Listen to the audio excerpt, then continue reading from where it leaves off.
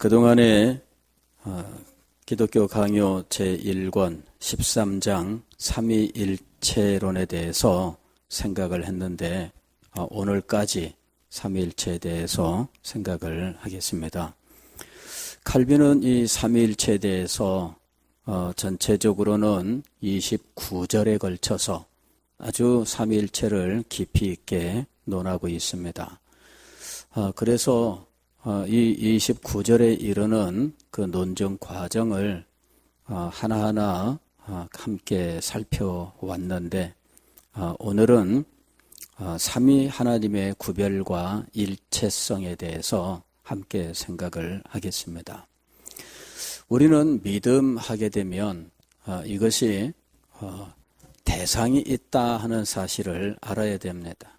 믿음에는 언제나 대상이 있어요. 즉 우리가 믿는 믿음은 하나님께 대한 믿음이다라고 하는 사실을 분명히 알아야 됩니다. 우리는 이제 우리 교단 명칭도 그렇습니다만은 기독교 혹은 예수교 이런 용어로서 우리의 신앙을 이제 그리스도에게로 정하고 있습니다. 그러나 그리스도에 대한 우리의 믿음은 믿음의 전부가 아니에요. 이제 그리스도를 얘기하고 예수님에 대해서 이야기하는 이유는 이것이 하나님께 나아가는 길이기 때문입니다. 길이요 진리요 생명이라고 하셨는데 예수님이 하나님께 대한 전부고 거기서 끝나버리면 안 돼요. 그러니까 우리는 사실은 기독교라고 부르고는 있지만 그러나 기독교라는 명칭이 하나님께 대한 믿음의 출발점으로서는 적당하지만 그러나 이것이 전부가 되지는 않는다라고 하는 사실을 우리가 분명히 알아야 돼요. 예수님에 대한 모든 진리들을 깨달아 알고 이것이 우리의 마음을 감동시켜서 예수님께 대한 한없는 사랑과 또 충성을 우리 마음속에서 불러일으킨다 할지라도 이것이 예수님에게서 그쳐버리면은 이것은 사실은 별개의 종교라고 하는 상황이 되어버리고 마는 겁니다. 우리의 믿음은 예수 그리스도에게서 멈춰서는 안 돼요. 예수 그리스도는 언제나 하나님을 가리키는 분이에요. 예수 그리스도께서 오셔서 행하신 일은 무엇이냐면 자기를 드러내시는 것이 아니라 언제나 하나님을 드러내셨던 거예요. 요한복음 17장에서 대제사장적 기도라고 하는 이 중보자의 기도 속에서 예수님께서 아버지 앞에 이렇게 기도합니다. 아버지여, 내가 아버지의 이름을 저들에게 다 가르쳤습니다. 이렇게 얘기를 해요. 예수님께서 제자들에게 가르치신 가르침의 내용이 무엇인지에 대해서 한마디로 정리하고 있는데 아버지의 이름을 가르쳤습니다. 이렇게 얘기하고 있어요. 다시 말씀을 드리면 예수님은 하나님에 대하여 모든 사실들을 제자들에게 가르쳤다 하는 것이에요. 그리고 예수님께 대한 비밀은 하나님에 대한 이 교훈 가운데에서 이 하나님을 참되게 알기 위한 관문으로서 드디어 하나님께 대한 이 지식을 완성하는 것으로서 예수님 당신 자신에 대하여 말씀을 하셨던 거예요. 즉 예수 그리스도는 하나님께 대한 관문이면서 하나님을 아는 지식의 완성이 되는 것이라는 거죠. 그래서 예수님이 길이요 진리요 생명이 되시는 거예요. 자, 그러면 도대체 하나님은 어떤 분이시길래 우리가 예수님에게 머물러서는 안 되는가 하는 것이죠. 자, 우리는 믿음의 성장을 무엇이라고 생각하는지 사람마다 여러 가지로 정의 내릴 수 있겠습니다만은 이 믿음의 본질을 생각할 때 믿음의 성장은 하나님을 아는 지식이 더욱더 깊어지고 넓어지고 높아지는 것입니다. 하나님을 아는 지식이 점점 넓어지고 깊어지고 높아져서 하나님을 더욱더 푹 풍성하게 아는 거예요.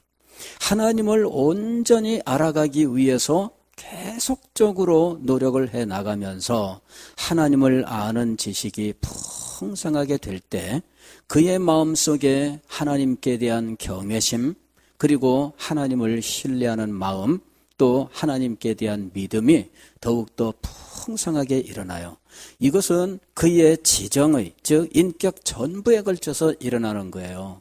지식이 늘어가면서 그 사람 마음속에 하나님께 대한 경외심이라고 하는 이 그의 감정, 그의 경외하는 이 마음이 점점 더 풍성하게 되고 더욱더 생생하게 되는 거예요.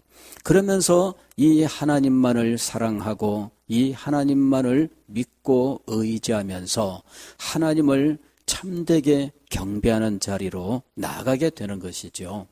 그래서 하나님을 아는 이 지식이 풍성하게 되는 것인데 이 지식이 우리 인격에 어떤 작용을 하는지를 알아야 돼요. 우리의 이 지식은 우리의 마음을 아주 냉철하게 만드는 지식이 아니에요. 이것은 하나님을 인격적으로 경험하는 데서 오는 지식이기 때문에 이 지식은 우리의 마음속에 하나님께 대한 참된 사랑과 하나님과 함께하는 기쁨을 가져오는 지식이에요. 그리고 이런 지식은 우리의 인격에 감화 감동을 주어서 우리가 변화되게 만드는 거예요. 왜 사랑하는 사람과 깊이 교제를 나누게 되면 어느새 그의 말투를 닮아가고 어느새 그가 생각하는 것을 염두에 두면서 생각하게 되는 것을 볼 수가 있죠. 누군가를 깊이 사랑하게 되면 그 사람의 생각하는 방식도 따라가고 싶어하는 마음을 갖게 돼요. 이런 것들이 그 사랑의 힘이죠. 과거에 우리 친구 중에 한 사람이 중학생 때, 중학교 2학년 때, 그때 영어 선생님을 굉장히 짝사랑을 했어요. 이 친구가 이 영어 선생님이 이제 여자분이셨는데 이 영어 선생님을 짝사랑하니까 그다음부터 이 친구가 영어에 아주 많은 정성을 들여 공부를 한 거예요. 그리고 이제 이 영어 선생님한테 자기가 영어로서 뭔가 이렇게 좀 다가가고 싶은 마음 때문에 학원에도 나가서 영어 이 회화 공부를 하고, 제가 그때만 하더라도 벌써 70년대 전반이잖아요. 그러니까는 70년대 초에 누가 뭐 영어 학원에 다니는 사람이 대단히 있었겠어요. 이 친구는 그때 나간 거예요. 그래가지고 영어를 상당히 잘하게 됐어요. 이 외국인 이 선생님들하고 같이 나중에는 친구가 돼서 뭐 등산도 다니고 뭐 그랬다 그러더라고. 고등학교 때 한 반을 했는데 고2 때 이 친구가 제가 옆에 가면 맨 영어로 된 책만 보고 있어요. 야, 그래서 야, 너 근데 학교 공부는 잘 못해요. 예, 학교 공부는 잘 못하는데 영어만큼은 잘하는 거예요, 이 친구가. 이래 고등학교 졸업한 다음에 저희 이 옆 동네에 살아서 종종 만났는데 한 번은 그 집에 갔어요. 그랬더니 그때 마침 우주 왕복선 발사한다고 나사에서 이제 발사하는 장면 중계를 해주는데 그 당시에 AFKN이라고 하는 미군 방송이 있었거든요. 그거 이제 중계해 주는 걸 같이 보게 되었는데 저는 뭐라 설명하는 사람들이 뭐 설명하고 중계하는데 하나도 무슨 말인지 못 알아듣겠어요. 소음이지 전부 다. 근데 이 친구가 같이 앉아 보다가 설명을 해줍니다. 야, 저게 지금 뭐라고 하고 있는 건데 하면서 설명을 해줘요. 대단해요. 그래서 발사하다가 발사 중지가 됐습니다. 이래 왜 발사 중지하냐 그랬더니 이게 발사 카운트다운 3인가까지 이렇게 가다가 3초 후에는 뻥 하고 이제 발사되는 건데 3까지 가서 이게 발사 취소가 된 거예요. 그러니까 3초 남겨놓고 연료가 이렇게 가는 관에 무슨 이상이 감지되어 가지고 발사 중지 명령이 들어갔다는 거죠. 근데 어떻게 그 속에 저는 그거 들으면서 이 친구 대단하구나. 응? 근데 그때까지 이 친구가 얼마나 영어를 붙들고 살았는지, 중학교 때 영어 선생님을 짝사랑하면서 시작된 영어의 길이었어요. 이 엄청난 그 성취를 이룬 거예요. 그 믿음이란 무엇이냐? 정말 하나님을 아는 이 인격적 경험으로 말미암아 오는 지식, 이것으로 말미암아 하나님을 깊이 사랑하게 되면서 하나님께 대한 이 뜨거운 열정을 가지고 하나님을 알고 싶어서 하나님 속으로 들어가는 거죠. 그래서 하나님의 말씀을 연구하고 그 뜻을 깊이 묵상하며 하나님께 기도하면서 하나님과 동행하는 삶을 살면서 그가 하나님과 닮아가는 이런 발전이 이루어지게 되는 거예요. 세월이 흐를수록 이것이 점점 발전하게 된다는 것이죠. 자, 믿음의 성장은 하나님을 아는 지식, 즉 이것을 다른 말로 하면은 신론입니다. 신론이 그 사람 속에서 나날이 발전하게 되어 있다 하는 것이에요. 이럴 때 이 신론은 그 특성이 어떠해야 하느냐 하는 거죠. 아까 제가 예수님에게서 멈춰서는 안 된다라고 말한 것이 바로 이 부분이에요. 우리가 가지는 신론은 무엇이냐면은 삼위일체의 하나님이라고 하는 이 특성을 가지고 있다는 거예요. 삼위일체의 하나님. 우리가 예수님을 배울 때에도 하나님과 떨어져 있는 예수님을 배우는 게 아니에요. 하나님의 아들로서 하나님께서 우리를 위하여 이 땅에 보내신 중보자로서 죄인을 위하여 죄값을 모두 치르신 하나님의 이 구주로서 우리가 이 예수님을 믿되 하나님에게로 나아가는 이 길로서 우리가 예수 그리스도를 믿는 거예요. 예수 그리스도를 믿음으로 우리는 죄사함을 얻고 그리고 하나님에게 나아갈 수 있게 되는 겁니다. 모든 사람이 죄를 범하였음에 하나님의 영광에 이르지 못하더니 그런데 예수 그리스도를 믿어 죄사함을 얻어서 의롭다함을 받아 하나님의 영광 앞에 나아갈 수 있게 되는 거예요. 하나님이 궁극적이라고 하는 사실을 알아야 돼요. 그런데 그때 그 하나님은 어떤 하나님이냐면 삼위일체의 하나님이시다라고 하는 거예요. 오늘 우리가 읽은 성경 말씀은 예수님께서 부활하신 후에 제자들에게 하신 말씀입니다. 하늘과 땅의 모든 권세를 내게 주셨으니 그러므로 너희는 가서 모든 민족을 제자로 삼아 아버지와 아들과 성령의 이름으로 세례를 베풀고 그랬습니다. 세례를 주는데 아버지와 아들과 성령, 즉 성부, 성자, 성령의 이름으로 세례를 주어라 이렇게 말씀해요.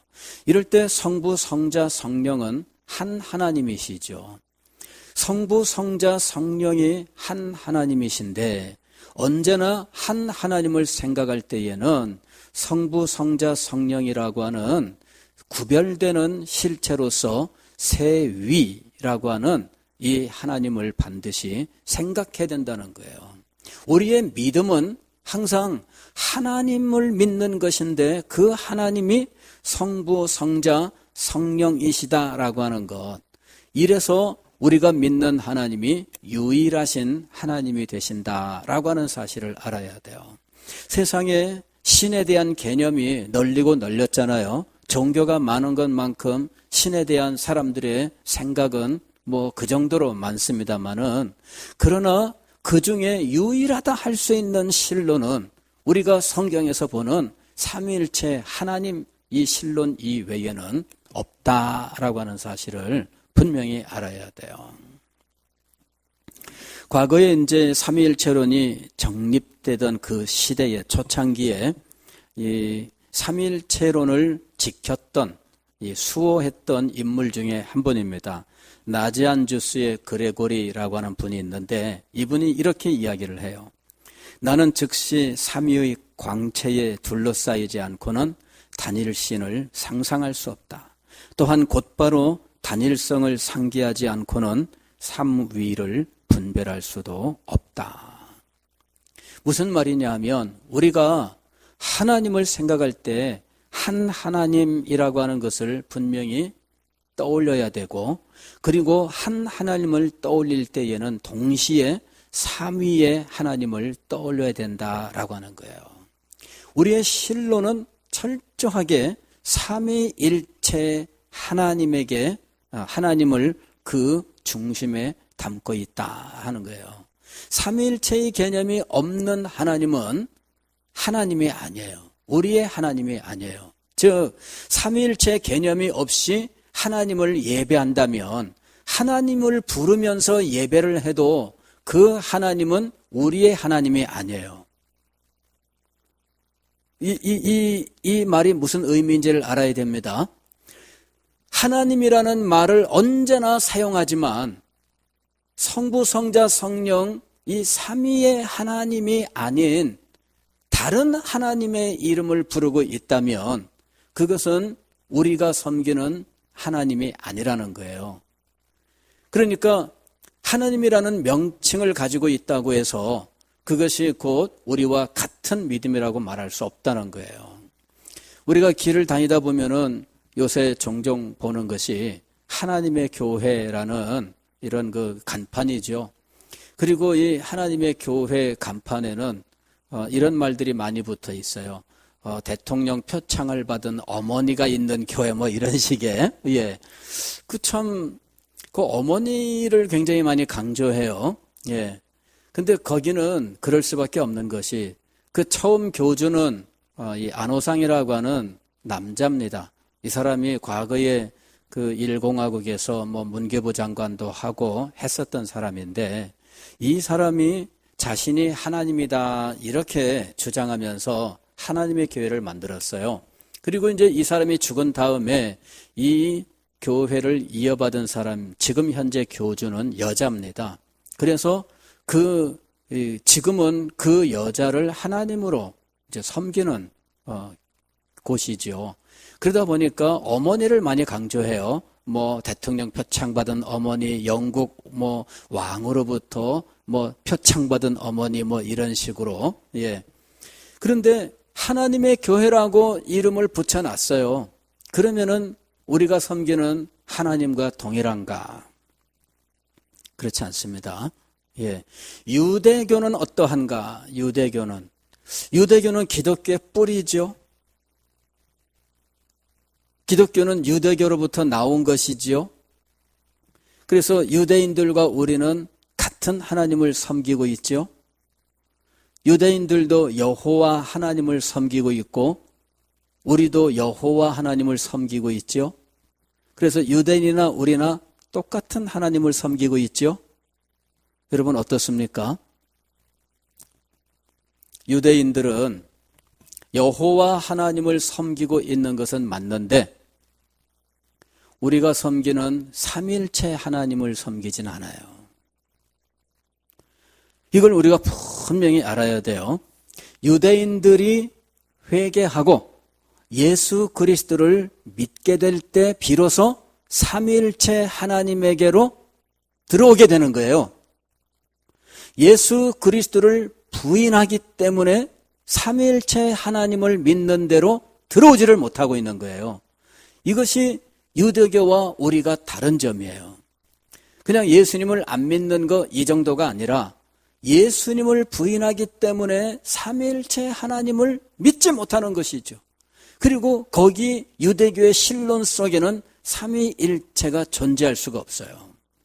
마찬가지로 지금 이슬람교도 동일한 상황입니다. 어떤 사람들, 선교사들이죠.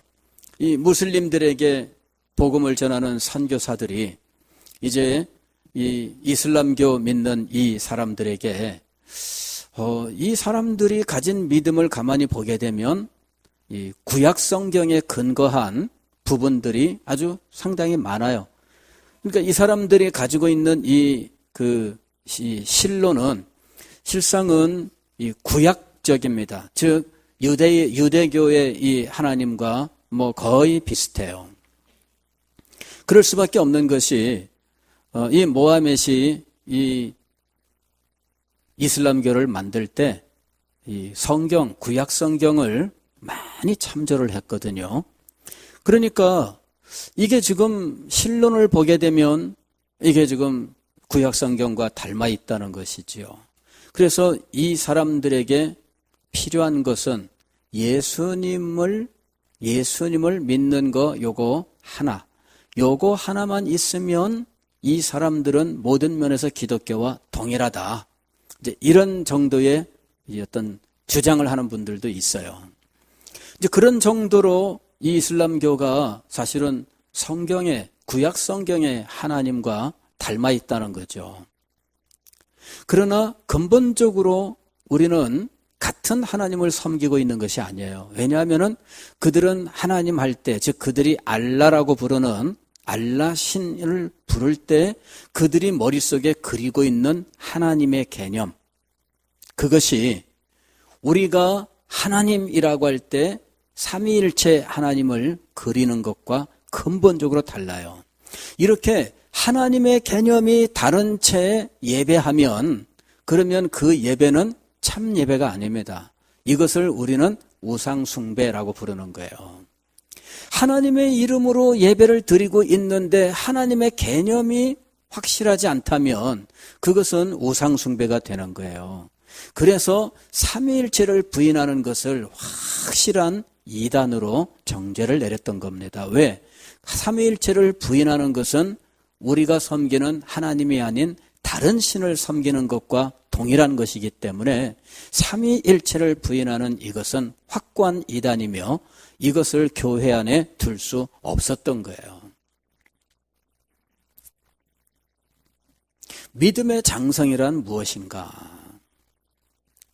삼위일체 하나님께 대한 믿음이 점점 성장하는 거예요. 즉 삼위 하나님께 대한 이 신론, 신지식이 날로 깊어지고 이 신지식이 깊어진다고 하는 것은 성부에 대하여 성자에 대하여 성령에 대하여 그 지식이 날로 풍성해지는 것을 말하는 거예요. 그러니까 우리는 이 성경을 배울 때 예수님에 대해서만 배우는 것도 잘못이에요. 성부에 대해서도 배우고 성자에 대해서도 배우고 성령에 대해서도 배워야 돼요. 골고루, 즉 이것이 바로 전부를 배우는 거예요. 전부를 배워서 이 삼위일체 하나님에 대한 지식이 풍성해져야 되는데 이 세 성부, 성자, 성령에 대한 이 지식은 실상은 서로 간에 영향을 주고받으면서 그 지식이 더욱더 풍성해지는 관계를 가지고 있습니다. 즉 예수 그리스도를 깊이 알아가면서 성부에 대하여 더 깊이 깨닫게 돼요. 예수 그리스도를 깊이 깨달으면 예수 그리스도께서 하나님의 아들이요 그 품 안에 독생하신 하나님이라고 하신 것과 창세전부터 이 성부와 영광을 함께 나누던 분이라고 하는 것과 그리고 이 세상의 창조에 있어서 성부와 함께 창조하신 이 동역자라고 하는 것과 그 다음에 죄인들을 구원함에 있어서 성부와 함께 죄인을 구원하는 언약, 즉 구속의 언약을 함께 세우시고 직접 이 구속의 언약의 실현을 위하여 당신이 중보자가 되시기로 하셨던 일, 그리고 이 언약에 따라서 성부는 독생하신 이 하나님을 지상에 육신을 입고 오시도록 성육신하시는 하나님이 되게 보내셨다는 것이죠. 이래서 예수 그리스도를 깊이 알아갈 때 이 성부를 말하지 않고서는 예수님을 깊이 알 수 있는 길이 없어요. 성부를 배제하고 예수님을 깊이 하는 일은 일어나지 않습니다. 예수 그리스도를 깊이 알기 위해서는 성부를 알아야 돼요. 그 다음에 예수 그리스도를 알게 되면 성령을 알게 됩니다. 성령을 말하지 않고서는 예수 그리스도를 말할 수가 없어요. 즉 성령께서 예수 그리스도를 동정녀 마리아에게 잉태하게 하신 거예요. 성령으로 잉태하사 그랬습니다. 성령이 아니고서는 예수 그리스도의 성육신은 일어나지 않습니다. 그래서 예수 그리스도를 깊이 알면 알수록 성령에 대해서 말하지 않을 수가 없고 성령을 더 깊이 알 수밖에 없어요. 예수님께서 지상에서 사역하실 때 성령을 말하지 않고는 예수님의 지상 사역을 말할 수가 없습니다. 예수님께서 산에 올라가 앉으시니 제자들이 나온지라 입을 열어 가라사대 예수님께서 산상수훈의 말씀을 시작하셨어요. 그리고 이 말씀을 끝내셨을 때 사람들은 그 가르침이 서기관들과 같지 아니하고 그 권세 있는 가르치심에 놀랍니다. 이런 권세 있는 가르치심은 하나님의 성령의 역사였어요. 누가복음에 보면은 예수 그리스도는 성령의 사람으로 언제나 성령의 역사 속에 있습니다. 이분이 광야로 나아가서 40일 동안 금식할 때에 성령에 이끌려 그랬습니다. 성령께서 예수 그리스도의 마음속에서 강력하게 역사하심으로 예수 그리스도께서 광야로 나아가셨고 그곳에서 성령의 이끌림 속에서 사탄의 시험을 받으시고 이것을 이기셨는데 성령이 충만하여 갈릴리로 돌아오시는 거예요. 그리고 행하시는 모든 일들 속에는 성령의 역사가 있었던 것이죠. 예루살렘의 지도자들이 예수님이 귀신 쫓아내는 것을 귀신의 왕의 힘을 힘입어서 하는 것이다라고 이야기할 때 예수님께서는 이것이 성령의 역사라고 이야기를 해요. 어떻게 한 집안이 분쟁을 일으키면 망하는 것인데 어떻게 귀신의 왕이 쫓아내냐? 그렇다면 그 집안이 온전하냐? 그러므로 내가 지금 귀신을 쫓아내는 것은 귀신의 왕의 역사가 아니라 성령의 역사다. 예수님께서 말씀을 하셔요. 예수님은 항상 성령의 역사로서 이 모든 일을 행하셨던 분입니다. 그분이 십자가 위에서 죽고 무덤에 장사 지낸 바 되었을 때 다시 살아나시는 놀라운 이 부활의 역사는 성령의 능력으로 말미암아 이루어진 일이었습니다. 그리고 이분이 승천하신 이후에는 이분을 대신하는, 즉 성자를 대신하는 분으로서 성령을 보내셨는데 이분을 또 다른 보혜사라고 불렀던 것이죠. 그러니까 우리는 예수님을 깊이 알아갈수록 우리는 성부에 대하여 더 깊은 지식을 갖게 되고 성령에 대하여 더 깊은 지식을 갖게 돼요. 이렇게 예수 그리스도에 대한 지식은 삼위일체적입니다. 삼위일체를 떠나서는 예수님을 생각할 수가 없어요. 삼위일체를 생각지 아니하고서는 우리는 하나님을 섬길 수가 없어요. 이렇게 우리가 아는 모든 신론은 삼위일체적이다라고 하는 사실을 분명히 알아야 돼요. 다만 이 삼위일체적인 하나님이 한 하나님이시다라고 하는 이 사실, 이것을 우리가 분명히 해야 됩니다. 예, 성부도 인정하고 성자도 인정하고 성령도 인정하는데 다 믿어요.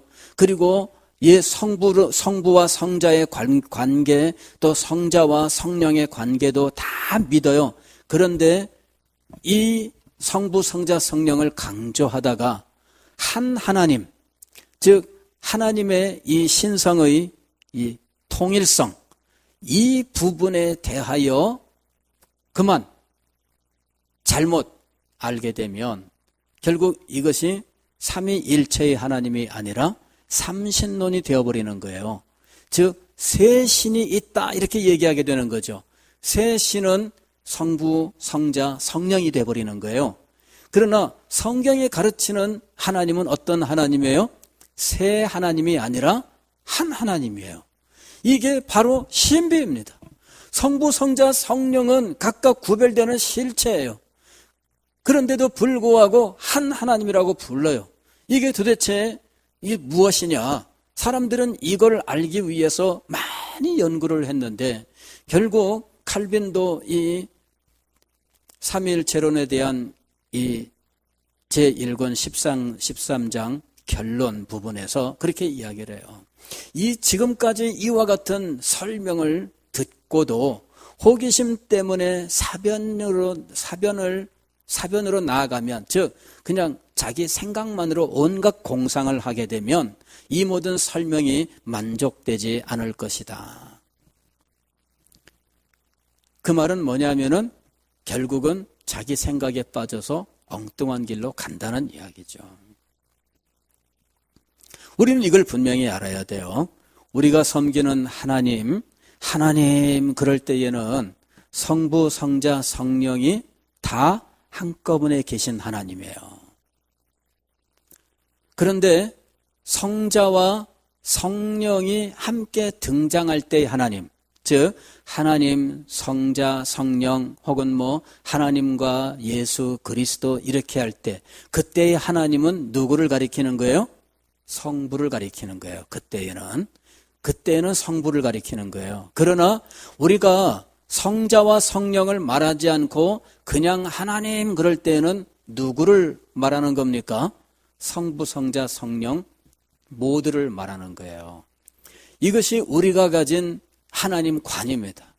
그러니까 우리가 기도할 때 하나님 할 때 하나님이 하나님과 하나님 아버지 할 때의 이 하나님은 달라요.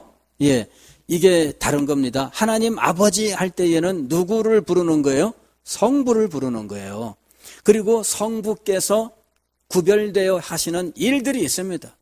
이분이 하시는 성부의 사역이 있어요. 성부께서 이 세상을 창조하실 때 삼위일체 하나님 가운데 이 삼위일체의 이 성부, 성자, 성령 세 분이 이제 이 일을 같이 행하시지만 그럼에도 불구하고 이 일을 주도적으로 행하시는 분은 성부가 되시는 거예요. 그리고 이 성부께서 지금 이 세상을 보존하시고 이 세상을 지금 섭리해 나가시는 겁니다. 그리고 이런 보존과 섭리에 있어서 성자와 성령께서 함께 행하시고 계셔요. 그럼에도 불구하고 우리는 성부 하나님께 그분을 불러서 기도를 드리는 거예요. 하나님 아버지여 이렇게 아버지를 불러 기도를 드려요. 그럼에도 불구하고 우리의 기도는 삼위일체적이에요. 왜냐하면 성령 안에서 기도를 드려야 돼요. 성령 안에서 성령을 따라 기도를 드리는 겁니다. 그러면서 이 기도는 누구의 이름으로 드려야 됩니까? 예수님의 이름으로 기도를 드려요. 그래서 기도조차도 삼위일체적입니다.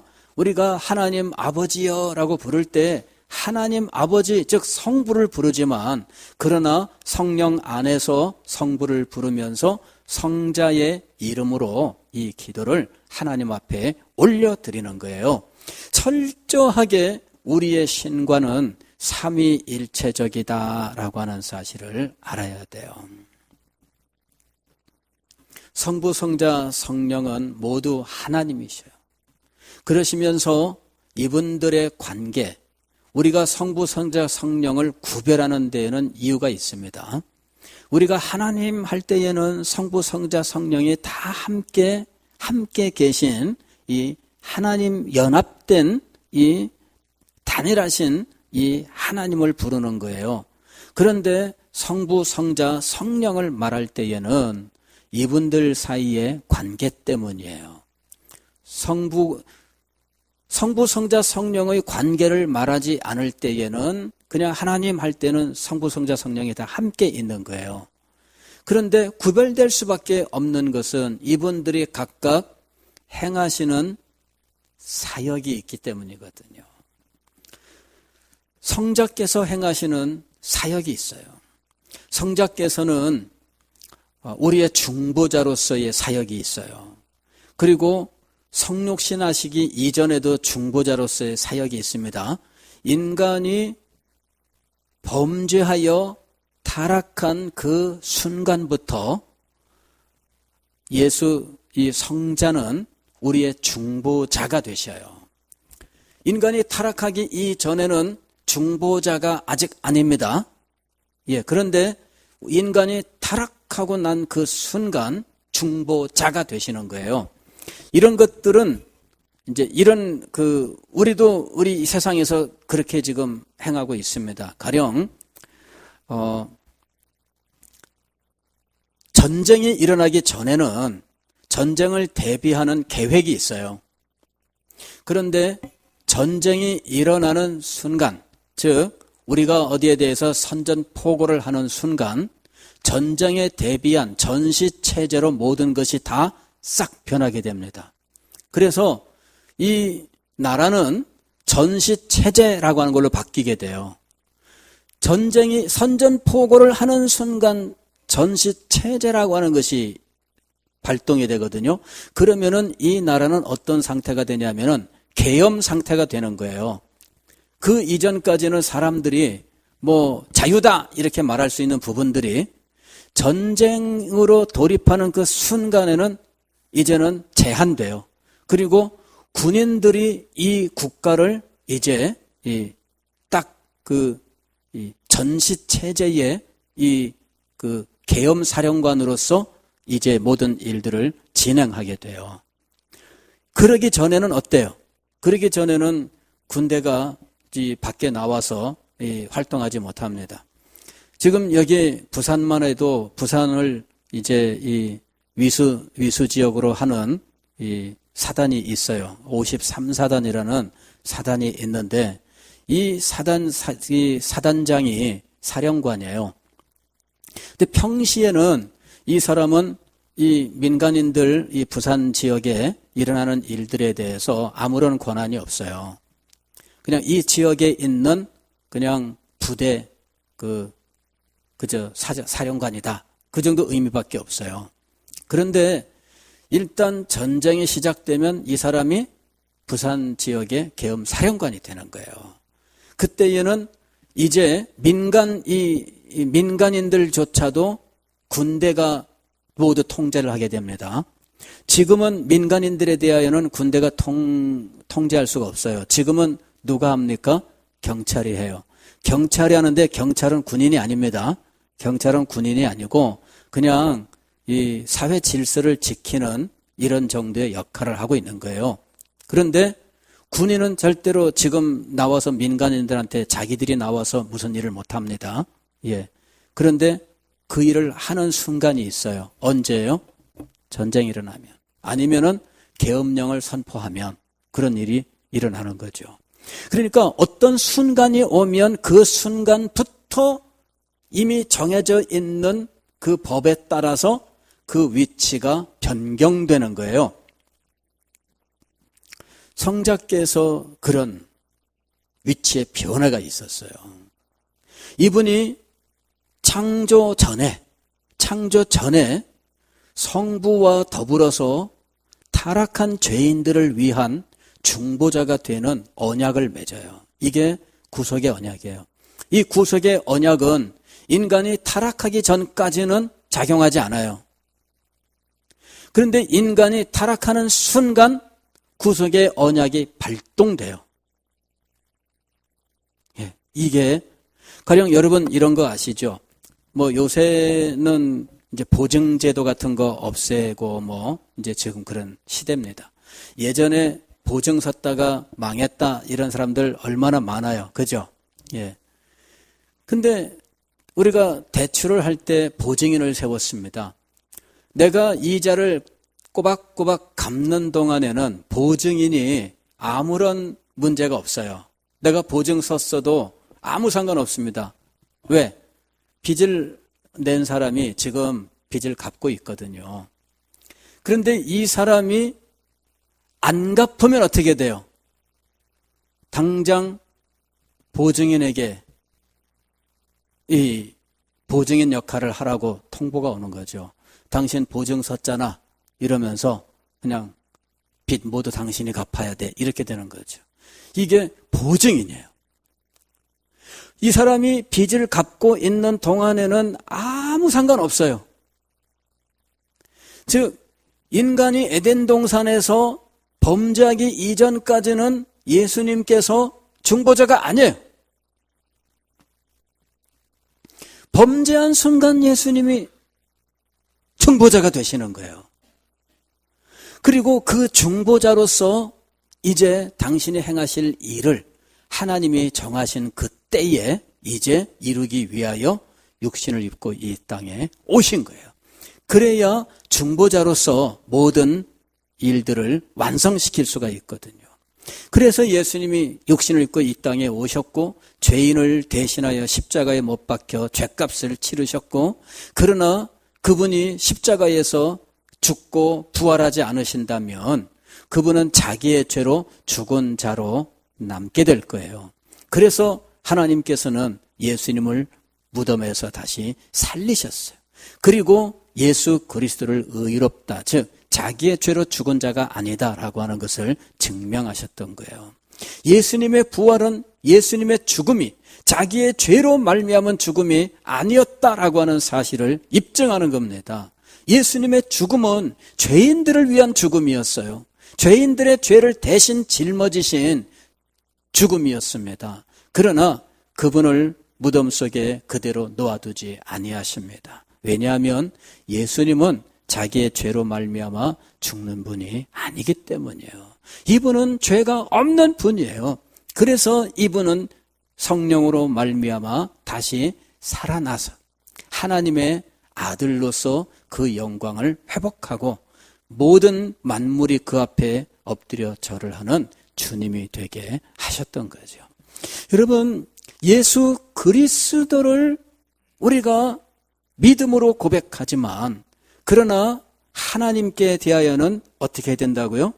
삼위의 하나님을 분명히 기억해야 돼요. 그러나 삼위의 하나님, 즉 성부, 성자, 성령 각각 구별돼서 각각 고유한 역할을 가지고 계신 분이지만 그럼에도 불구하고 한 하나님이 되신다고 하는 이 신론을 우리가 분명하게 가져야 된다는 거예요. 이것을 알고 우리가 하나님을 불러야 됩니다. 이것을 알고 우리가 하나님을 예배해야 됩니다. 삼위일체 하나님이 아니라면 그것은 우리가 섬기는 하나님일 수가 없으며, 삼위일체 하나님에 대한 분명한 믿음이 없다면 우리는 우상 숭배자가 되는 것입니다. 기도하겠습니다.